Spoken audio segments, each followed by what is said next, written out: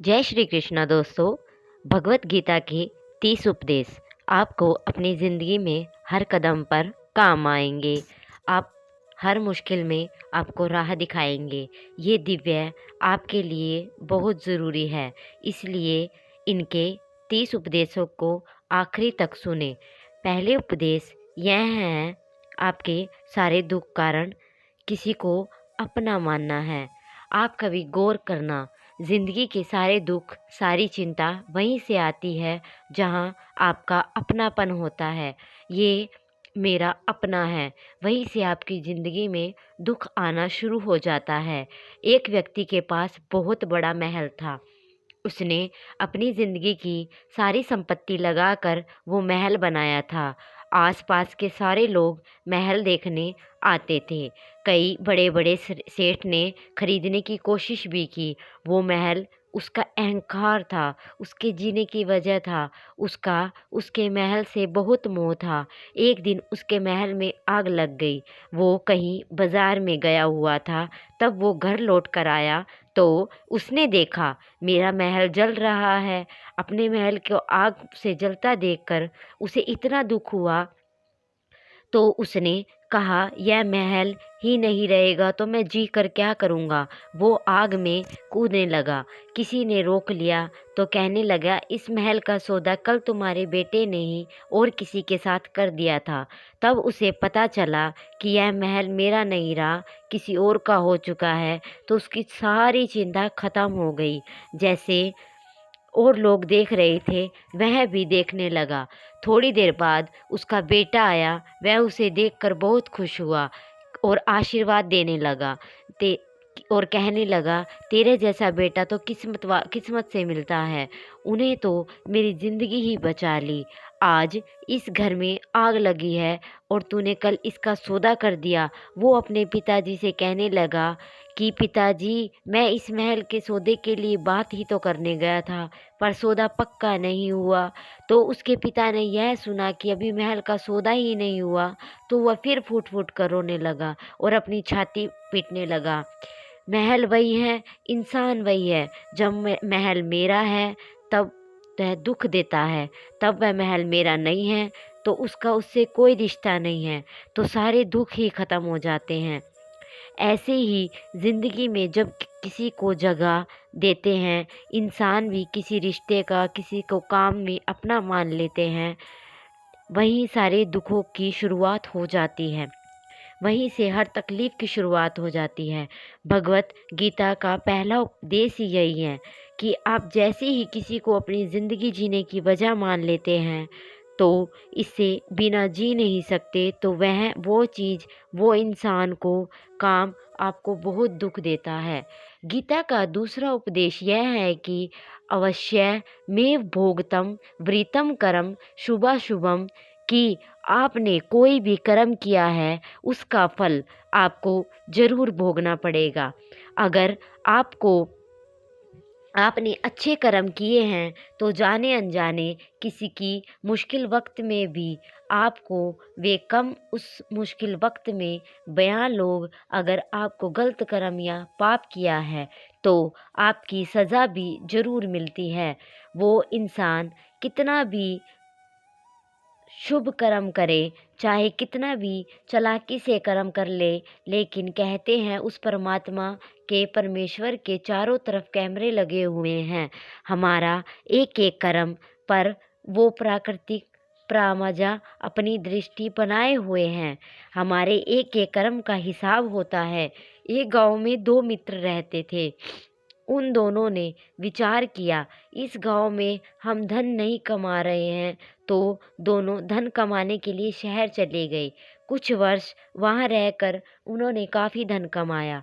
फिर सोचा, हम अपने घर वापस चलते हैं, पर्याप्त मात्रा में हमने धन कमा लिया है। उस समय वे यातायात में इतनी सुविधा नहीं थी, तो वह अपने बैलों पर यात्रा करते थे। चलते चलते मार्ग में रात हो गई। दोनों ने विचार किया, आज रात हम यहीं विश्राम करते हैं। एक मित्र ने कहा, मैं रुक कर धन की रक्षा करता हूँ, तुम बाजार जाकर भोजन की व्यवस्था करो। जब वो मित्र बाजार से आया तो उसके मन में पाप आ गया और कहा, इतना पैसा हमने कमाया है, अगर यही मैं इसे जंगल में मार दूँ तो सारा पैसा मेरा हो जाएगा, मुझे इसका आधा आधा इसको नहीं देना पड़ेगा। मन में ये खोट आने पर उसने अपने मित्र के खाने में जहर मिला दिया। जब वो खाना लेके अपने मित्र के पास गया तो जहर वाला खाना खाकर उसकी वहीं पर मौत हो गई। वो व्यक्ति सारा धन लेकर अपने घर वापस आ गया। फिर उसने घर में एक पुत्र ने जन्म लिया। जब उसका बेटा पैदा हुआ तो वह बहुत बीमार रहता था। उसके जीवन में जो भी कुछ कमाया वो सारा धन अपने बेटे के इलाज में ख़त्म हो गया। बेटा बड़ा होता गया और सारा धन नष्ट होता गया।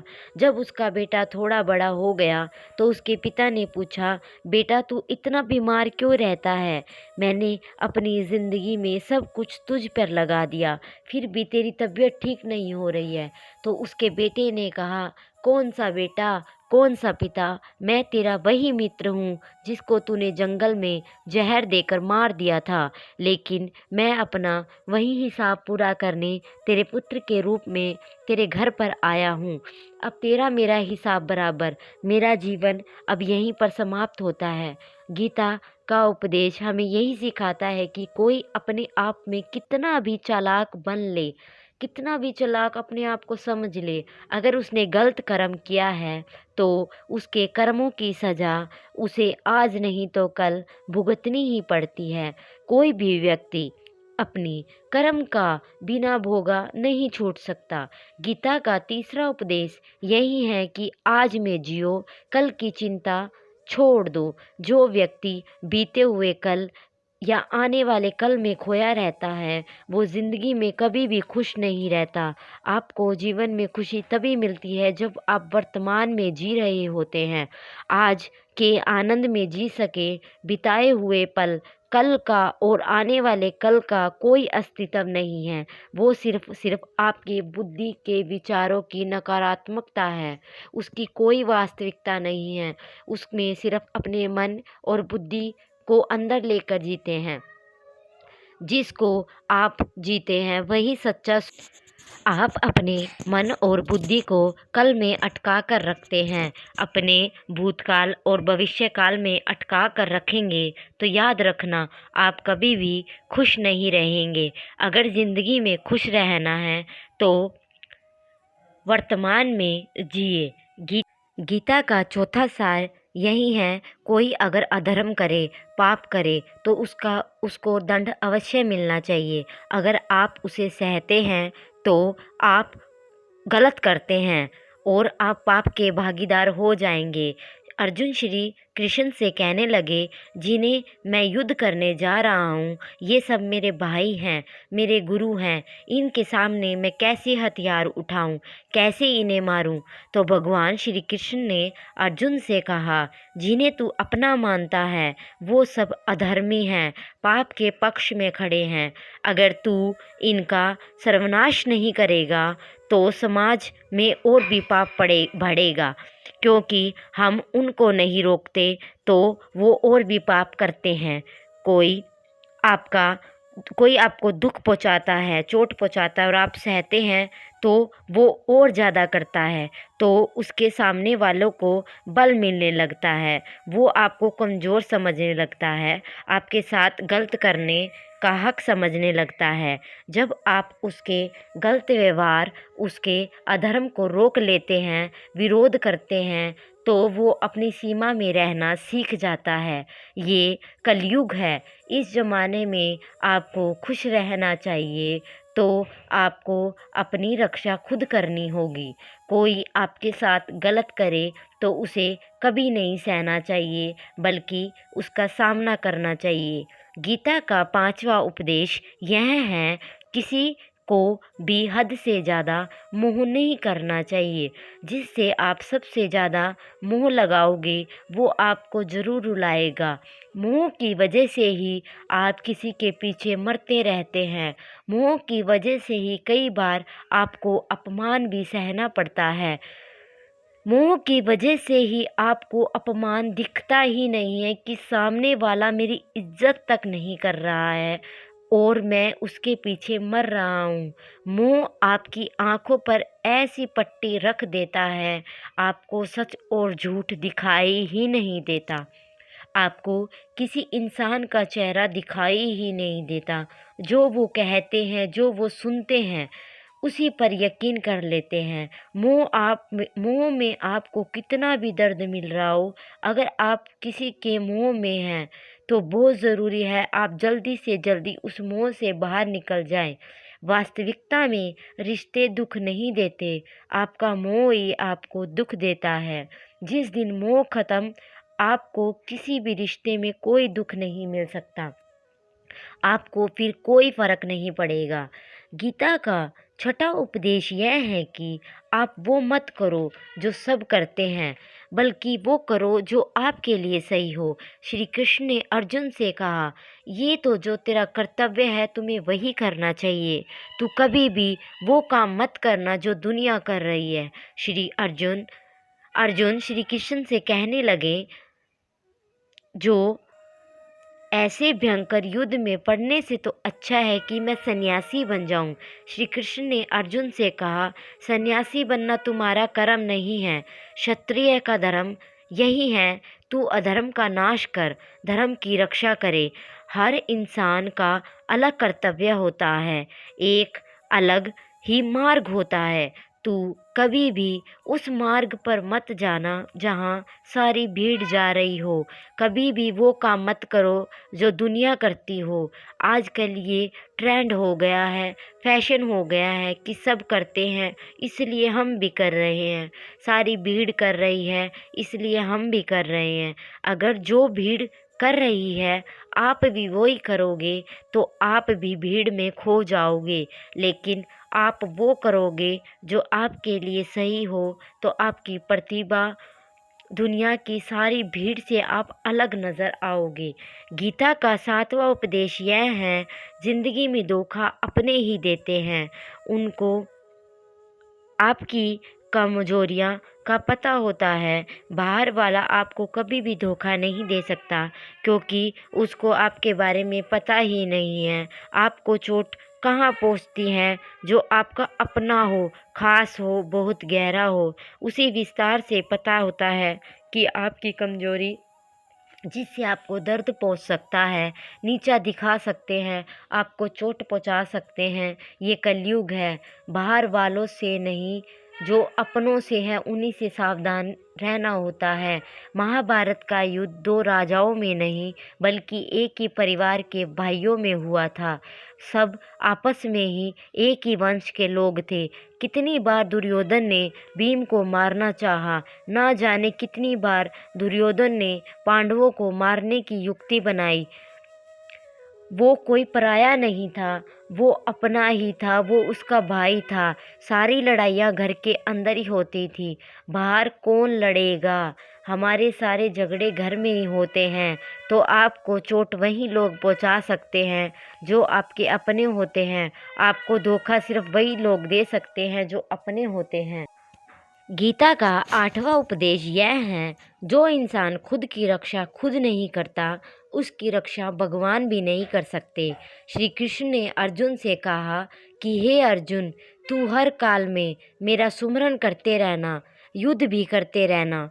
उन्होंने श्री कृष्ण से पूछा, युद्ध तो कुछ ही दिनों और आप कह रहे हैं कि हमेशा मेरे सुमिरन करते रहना, हमेशा युद्ध करते रहना, हमेशा युद्ध करने का क्या मतलब है?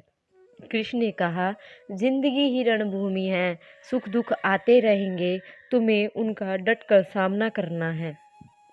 श्री कृष्ण ने यह नहीं कहा कि तू चुप करके बैठ जाना, मैं लड़ाई करूँगा।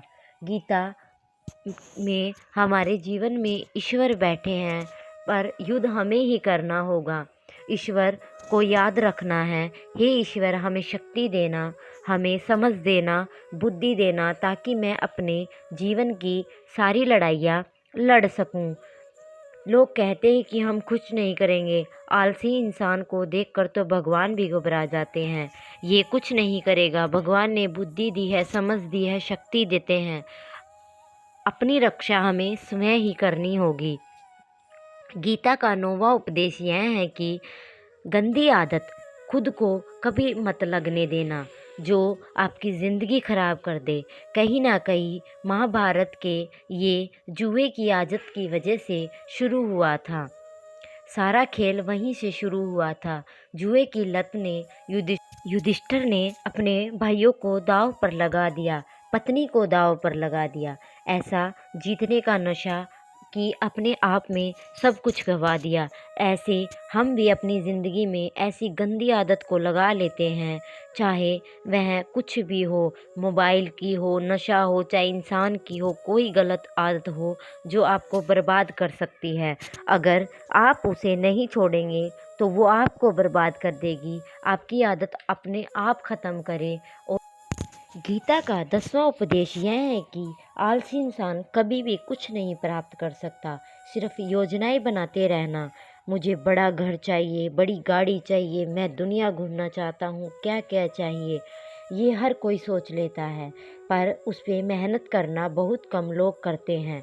कोई चाहना बहुत आसान है, उसके लिए कर्म करना तो बहुत मुश्किल है।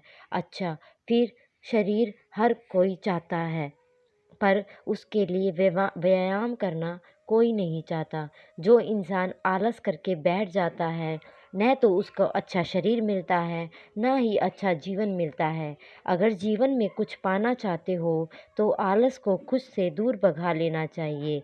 आलस के चलते कुछ मिलने वाला ही नहीं, पर जो आपके पास है वह भी नहीं मिलता है। गीता का 11वां उपदेश यह है, अगर खुशी चाहते हो तो मन की गुलामी त्याग दो। कई लोग होते हैं कि हम करना तो बहुत कुछ चाहते हैं पर कुछ कर नहीं पाते। उनको पता भी है कि क्या कुछ करने से ज़िंदगी में नुकसान पहुंच सकता है, कि ज़िंदगी हमें क्या नुकसान पहुंचा रही है, फिर भी वह कुछ नहीं कर पाते। समझते सब कुछ है पर समझ कर भी कुछ नहीं कर पाते। वो इसलिए होता है कि आप मन के गुलाम बन जाते हैं। अरे लोग तो आपकी जीभ तक का स्वाद नहीं छोड़ पाते, फिर कहते हैं कि हम पतले नहीं होते, क्योंकि जो आपको करना चाहिए वह आप करते ही नहीं हैं।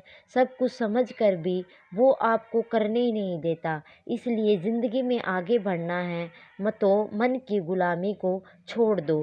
गीता का 12वां उपदेश यह है, जो आपका वो आपको मिलकर ही रहेगा। जो आपको नहीं मिला है उसके लिए रोना छोड़ दो। आप जिसके लिए जितना रोओगे वह चीज़ आपको उतना ज़्यादा ही दूर आपसे उतनी ही ज़्यादा दूर जाएगी। जो चीज़ सच में आपकी है वो कहीं ना कहीं से आपके पास ज़रूर आएगी। इसलिए आपको जो ज़िंदगी में हासिल करना है उसका पछतावा करना या उसके लिए रोना बिल्कुल बंद कर दो। गीता का 13वां उपदेश यह है कि आप संसार में जितना प्रेम लगाओगे उतना ही जीवन में दुख और अनुभव की पीड़ा करोगे। गीता का 14वां उपदेश यह है, जिस इंसान को बात बात पर क्रोध आता है सुख और शांति उसके जीवन से चली जाती है, क्योंकि जो इंसान बहुत ज़्यादा क्रोधी होता है ना तो उसके सारे मित्र उसे छोड़कर चले जाते हैं, वो मन में कुढ़ता भी रहता है, वह हमेशा दर्द और तकलीफ में ही जीता है। ज़्यादा गुस्सा करके, ज़्यादा क्रोध करके जो भी आपके पास है देखना आप उसे भी नष्ट कर दोगे। ऐसे इंसान को शांति तो कभी नहीं मिलने वाली है। इसलिए अपनी ज़िंदगी में शांति चाहते हैं तो बात बात पर गुस्सा करना छोड़ दीजिए। गीता का 15वां उपदेश यह है, चाहे किसी की भी मदद करो या ना करो, लेकिन जानबूझकर किसी का भी दिल नहीं दुखाना चाहिए, क्योंकि जब किसी का दिल आपकी वजह से दुखता है ना, तो याद रखना आपको एक ना एक दिन दर्द ज़रूर मिलेगा। आप किसी का दिल दुखाते हैं तो पता नहीं चलता, लेकिन जब आपका कोई दिल दुखाता है तभी आपको समझ में आता है कि चोट लगने से कितना दर्द होता है। इसलिए चाहे आप किसी की मदद करो या ना करो, किसी का दिल नहीं दुखाना चाहिए। गीता का 16वां उपदेश यह है कि मुश्किल वक्त में, दुख में, दुख समय में जो आपका साथ दे बस वही अपना है, बाकी सब पराए हैं, अपनेपन का नाटक करने वाले हैं। बहुत लोग होते हैं बड़ी बड़ी बातें करने वाले बहुत लोग होते हैं। हम आपसे बहुत प्रेम करते हैं। आपको कोई भी दुख हो या तकलीफ हो तो हमें याद रखना। लोग आने जाने की बात करते हैं, हाथ मिलाना तो दूर, वह आपको ठीक से जानते भी नहीं हैं। दिल मिलाने की बात करते हैं। सच में तकलीफ आएगी ना, तब आपको समझ में आ जाएगा कि आपका साथ देने के लिए कौन खड़ा है।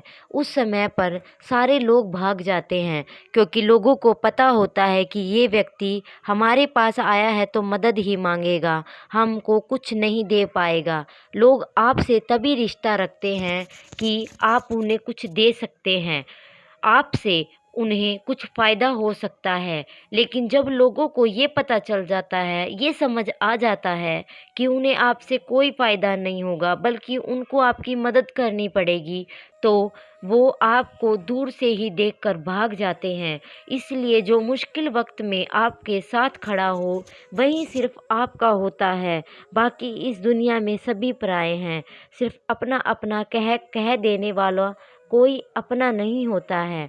गीता का 17वां उपदेश यह है कि कुछ भी होता है अच्छे के लिए होता है। जो हो रहा है वो भी अच्छे के लिए हो रहा है, और जो आने वाले भविष्य में होगा वो भी अच्छे के लिए ही होगा। हालांकि ये बहुत गहरी बात है। कुछ चीज़ें ज़िंदगी में ऐसी होती है जिससे लगता है कि मेरे साथ ही ऐसे क्यों हुआ, मेरे साथ ही होना था ये सब।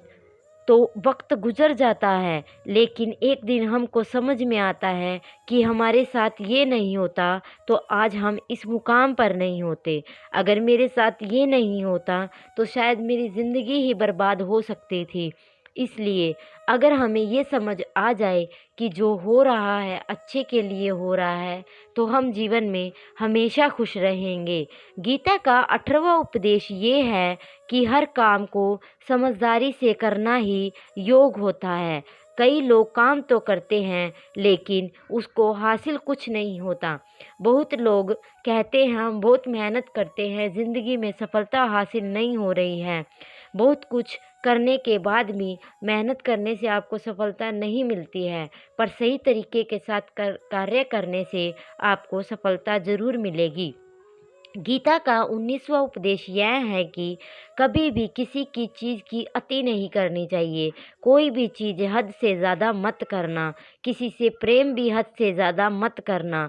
किसी से नफ़रत भी हद से ज़्यादा मत करना। हद से ज़्यादा मीठा भी खराब, हद से ज़्यादा कड़वा भी खराब। हद से ज़्यादा आराम भी आपको बीमार कर देगा, हद से ज़्यादा खाना भी आपको बीमार कर देगा। हद से ज़्यादा भूखा रहना भी आपको नुकसान पहुँचाएगा। जीवन का संतुलन के साथ जीना चाहिए। संतुलन खो देते हैं तो जीवन को हमेशा घुटन शुरू हो जाती है। गीता का 20वां उपदेश यह है कि जिसे आप सबसे ज़्यादा महत्व दोगे वो आपको कभी भी महत्व नहीं देगा। आपने कभी गौर किया होगा अपमान कौन लोग करते हैं? आपका अपमान वही लोग करते हैं जिसको आप सबसे ज़्यादा महत्व देते हैं। दूसरों की इज़्ज़त करना बहुत अच्छी बात है, पर दूसरों की बहुत ज़्यादा इज़्ज़त करोगे तो उसकी नज़र में आपकी इज़्ज़त ख़त्म हो जाएगी। इसलिए किसी को भी अपना सब कुछ नहीं बनाना। तुम ही मेरे सब कुछ हो। जैसे कि आप सब कुछ बना लेते हो, आप उसके लिए कुछ नहीं रह जाते हैं।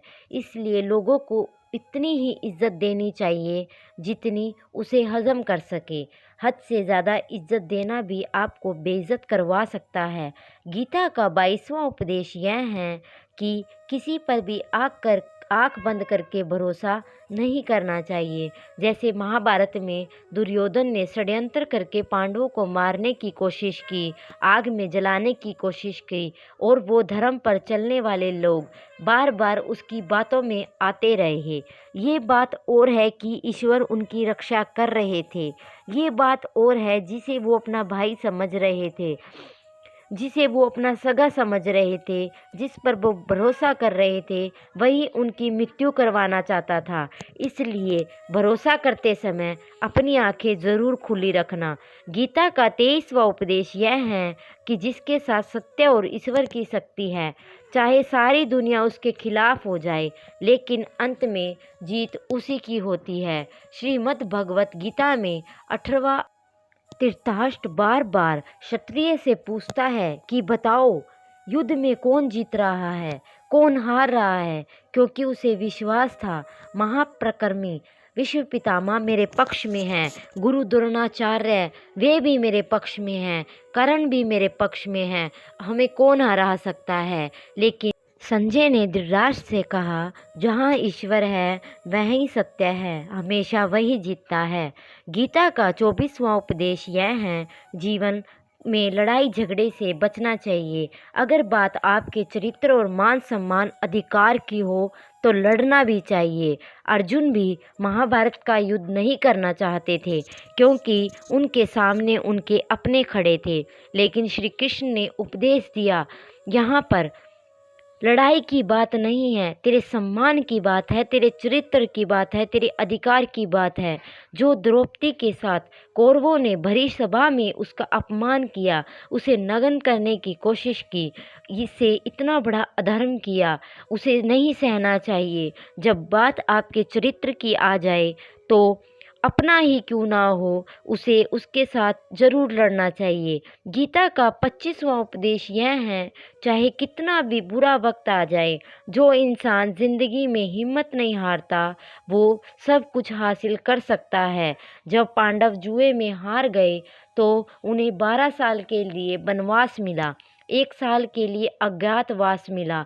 जो भिक्षा करके अपनी जिंदगी को पालते थे, जंगल में भटकते थे, भयानक जानवरों के बीच, लेकिन इतना बुरा वक्त झेलने के बाद भी आखिर जीत उन्हीं की हुई। उन्होंने अपने अंदर में कभी हिम्मत ही नहीं खोई थी। ऐसे में आपकी ज़िंदगी में कितना भी मुश्किल वक्त क्यों ना आ जाए, लेकिन आपके अंदर हिम्मत है तो जीतना निश्चित है।